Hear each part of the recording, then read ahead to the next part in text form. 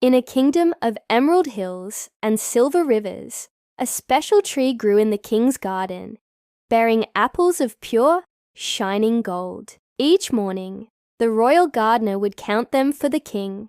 But one day, he ran to the throne in a panic. "Your Majesty, one of the golden apples is missing." The king's face turned red with anger. "A thief! In my own garden? Find them! They will not be spared." That night, the gardener's eldest son stood guard. But as the moon climbed high and the wind whispered through the leaves, he drifted off to sleep. In the morning, another apple was gone.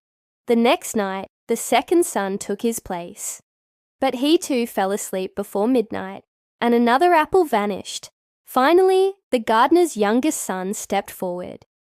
"Father, let me try. I promise, I won't fail you."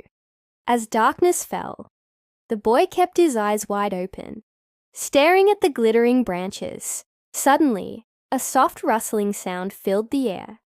A magnificent bird with feathers of liquid gold swooped down from the starlit sky. It landed on the tree and began to pluck at an apple. "So, you're the thief," the boy whispered, drawing his bow. He let an arrow fly. It didn't harm the bird, but as it took flight, a single golden feather fluttered to the ground, glowing brighter than the sun itself. The next day, the king and his council gasped at the sight of the feather. "This one feather," the council declared, "is worth more than the entire kingdom." But the king was not satisfied. "One feather is nothing to me," he said sternly. "I must have the whole bird." The gardener's eldest son, full of pride, announced, "I will bring you the golden bird, father." He set off on his quest and soon came across a fox sitting by the road. As he aimed his bow, the fox spoke. "Don't shoot me, young man. I can help. When you reach the village tonight, you'll see two inns. One is lavish and grand. The other is simple and poor. If you want to find the golden bird, you must stay at the poor one." The son just laughed. What could a silly fox possibly know? He went straight to the fine inn, spent the night feasting and drinking, and completely forgot his mission. Days turned into weeks, and the eldest son never returned. So, the second brother set out. He met the same fox, received the same advice, and just like his brother, ignored it and met the same fate. At last, the youngest son begged his father to let him go. "I've already lost 2 sons," the gardener said, his voice trembling.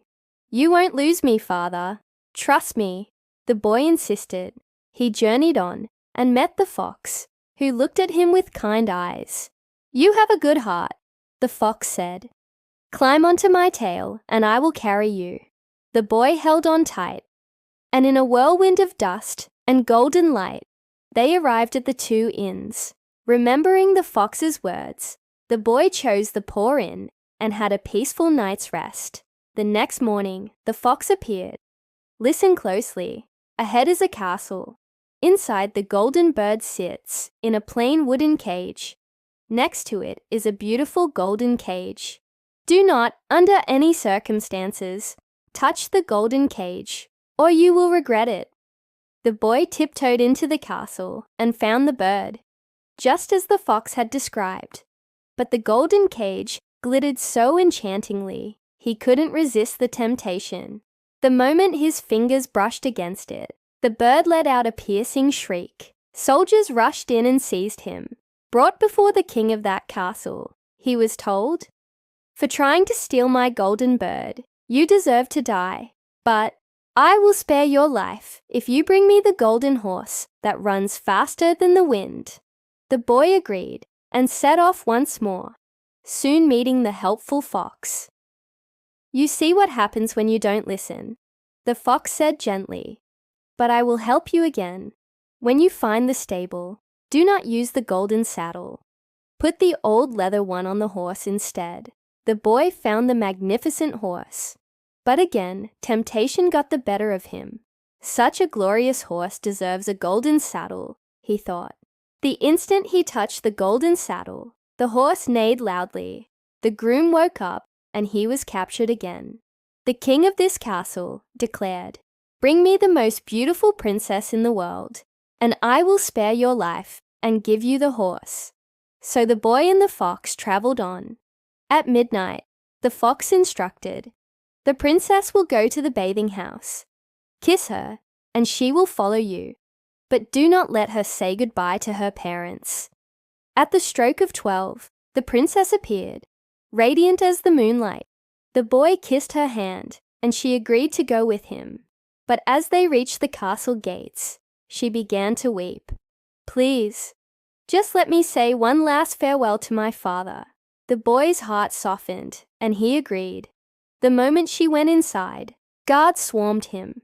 "You will never have my daughter," her father, the king, roared, "unless you can remove the mountain that blocks the view from my window, and you have only 8 days." The boy worked tirelessly, but the mountain was immense. On the 7th day, exhausted, he collapsed. The fox appeared. "Rest now," it said. "I will work for you." When the boy awoke, the mountain was gone. The amazed king gave him the princess. As they journeyed back, the fox revealed a plan. "Now you can have the princess, the golden horse, and the golden bird. Just follow my instructions exactly." And he did. He cleverly outsmarted each of the kings and finally headed home with all 3 prizes. "You've saved me again and again," the boy said gratefully. "How can I ever repay you?" "If you truly wish to thank me," the fox said softly, "you must kill me." The boy was horrified. "Never. You are my friend." "Then promise me 2 things," the fox replied. "Never rescue anyone from the gallows, and never sit down by the side of a river." The boy promised. On his way, he saw 2 men about to be hanged. To his horror, they were his own brothers, who had become robbers. Forgetting his promise, he used his gold to buy their freedom. Later, as the 3 of them rested by a river, the wicked brothers betrayed him. They pushed him into the water, took the princess, the horse, and the bird, and returned to their father's kingdom, claiming they were the heroes. But the horse wouldn't eat, the bird wouldn't sing, and the princess did nothing but weep. Meanwhile, the river was shallow, and the faithful fox appeared once more to pull the boy to safety. "Your brothers have set a trap to kill you. Go home disguised as a poor traveler." The boy did as he was told and slipped into the palace. The very instant he entered the hall, the golden bird began to sing a beautiful melody. The golden horse neighed with joy, and the princess's face lit up with a smile. "That's him," she cried out. "He is my true love." The truth was revealed. The evil brothers were punished, and the youngest son married the beautiful princess, eventually becoming a wise and beloved king. One day, walking in the woods, he met the old fox. "My friend," the fox said, "my enchantment can only be broken if you set me free. Please, you must kill me."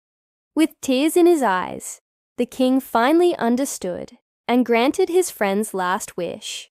The moment he did, the fox transformed into a handsome man. "I am the princess's long-lost brother," he explained.